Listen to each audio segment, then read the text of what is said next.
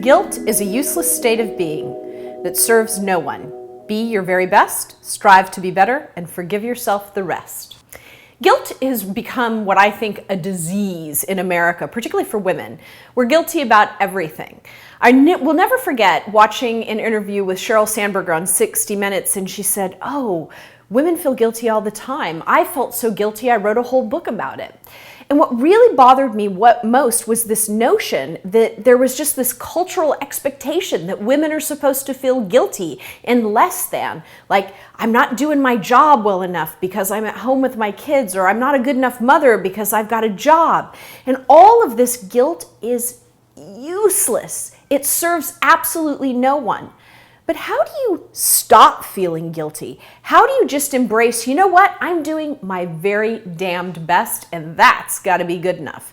One of the things that really worked for me when I was struggling with all of this guilt, particularly when I was building my own company and thinking, oh my gosh, I'm not being perfect and patient with my kids every moment, and I'm struggling with trying to pay my bills, is I just thought, you know something?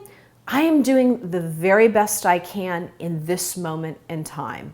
And when I know a bit more and I can do a bit better, I'm going to do a bit better. But right now, I'm just going to not worry about what I can't do really, really well. There are probably an endless amount of things you're feeling guilty about. And here's what I suggest you do. Instead of feeling guilty about not working out, don't worry about working out every single day for 90 minutes because that might not be realistic for you. Instead, just decide, you know what, I'm not going to feel guilty about not working out anymore. I'm just going to walk around the block today, or I'm going to take a 15-minute walk. That's pretty damn good. It beats the hell out of nothing, I can tell you that right now. And as for all the other areas of your life in which you're feeling guilty, really just forgive yourself and just stop. Just stop feeling badly about, the questions you're not asking and all of the things you're not doing, and really start focusing on all of the remarkable things you're doing. If you're feeling guilty about the kind of mother you are, write a list about all of the fantastic ways you've been a parent to your child. Think of all the things you have given your child that only you could do.